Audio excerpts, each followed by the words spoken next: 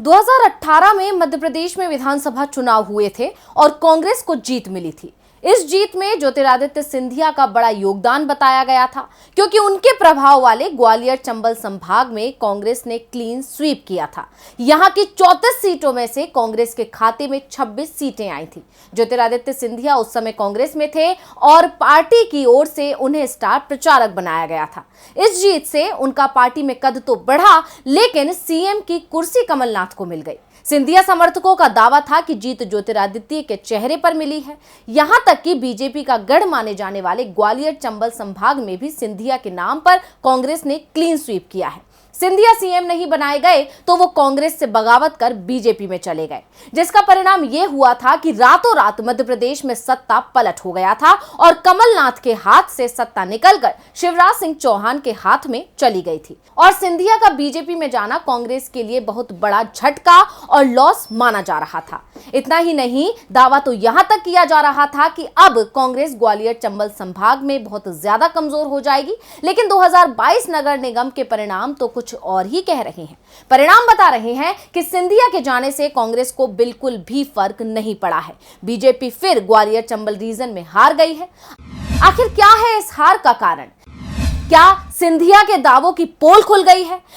क्या सिंधिया को बीजेपी में लाना पार्टी आलाकमान का गलत फैसला था? क्या सिंधिया ही बीजेपी की हार का कारण है? और सबसे अहम सवाल, क्या इन परिणामों के बाद सिंधिया बीजेपी के लिए बोझ बन गए हैं?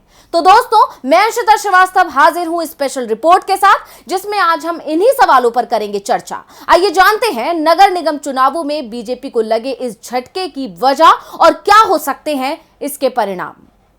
दोस्तों, कांग्रेस में सेंधमारी कर मध्य प्रदेश की सत्ता में आई बीजेपी को निकाय चुनावों में झटके लगे हैं। और हैरानी की बात यह है कि यह झटका उस जगह पर लगा जिसे बीजेपी का गढ़ माना जाता है। बीजेपी के 2 दिग्गज नेता और मोदी सरकार में 2 दिग्गज मंत्री ज्योतिरादित्य सिंधिया और नरेंद्र सिंह तोमर का ये गृह क्षेत्र भी है। बीजेपी के प्रदेश अध्यक्ष बीडी शर्मा भी चंबल रीजन से ही आते हैं। ऐसे में अब बीजेपी का अगला दांव क्या हो सकता है?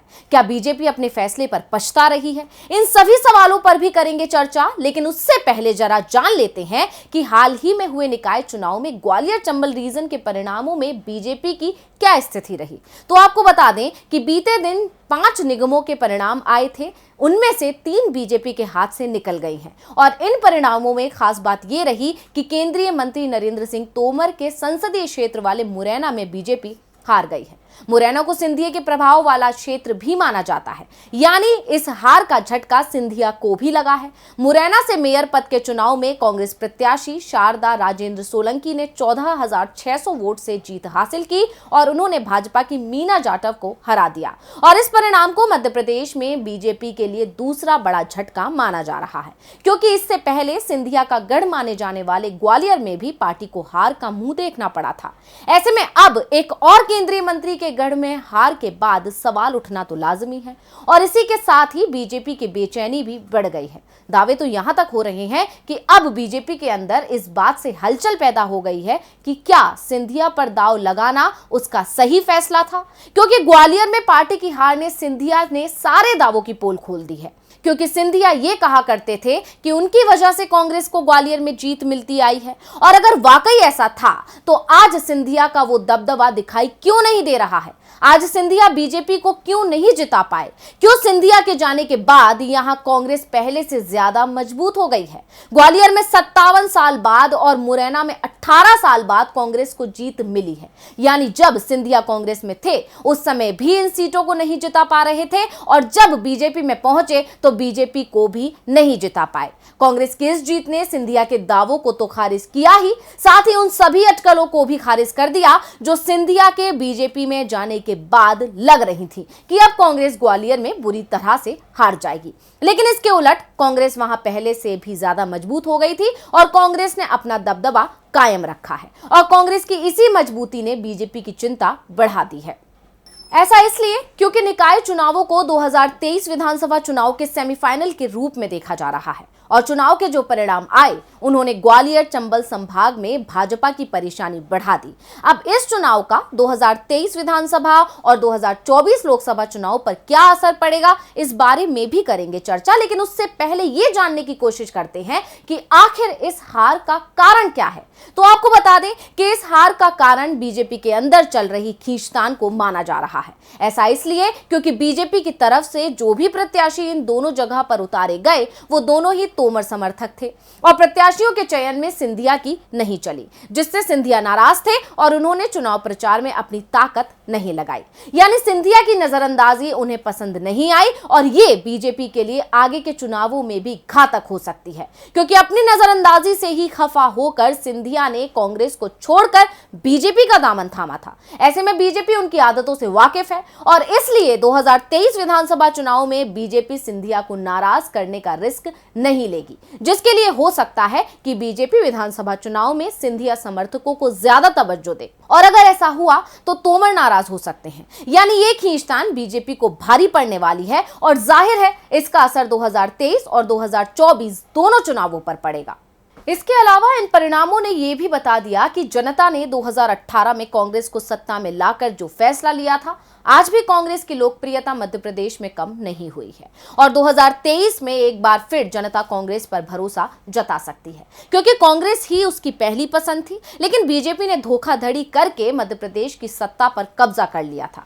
ऐसे में अब मध्य प्रदेश चुनाव नजदीक हैं और बीजेपी की धड़कनें बढ़ी हुई हैं। अब इन सबके बीच सिंधिया के गढ़ में ही बीजेपी की हार हो जाना अपने आप में एक बड़ा सवाल है, क्योंकि बीजेपी ने उनके दावों पर भरोसा कर उन पर दाव लगाया था और सेंधमारी के लिए उन्हें ही टारगेट किया था। लेकिन निकाय चुनावों में ही सिंधिया के दावों की पोल खुल गई है। ऐसे में अब सिंधिया बीजेपी के लिए टेंशन बनते दिख रहे हैं, क्योंकि बीजेपी का मानना था कि सिंधिया के आने से वो ग्वालियर चंबल संभाग में मजबूत हो जाएगी, क्योंकि यहां कांग्रेस बहुत मजबूत है। लेकिन बीजेपी आज भी वही है। ऐसे में सिंधिया अब बीजेपी के लिए बोझ बनते जा रहे हैं, क्योंकि अगर बीजेपी सिंधिया को तवज्जो नहीं देगी तो वो बगावत कर सकते हैं, क्योंकि ये उनकी पुरानी आदत है। और अगर बीजेपी उन्हें तवज्जो देगी तो ना तो पार्टी को कोई फायदा होगा और दूसरे नेता भी पार्टी से नाराज हो जाएंगे। यानी बीजेपी के लिए इधर कुआं उधर खाई जैसी स्थिति पैदा हो गई है।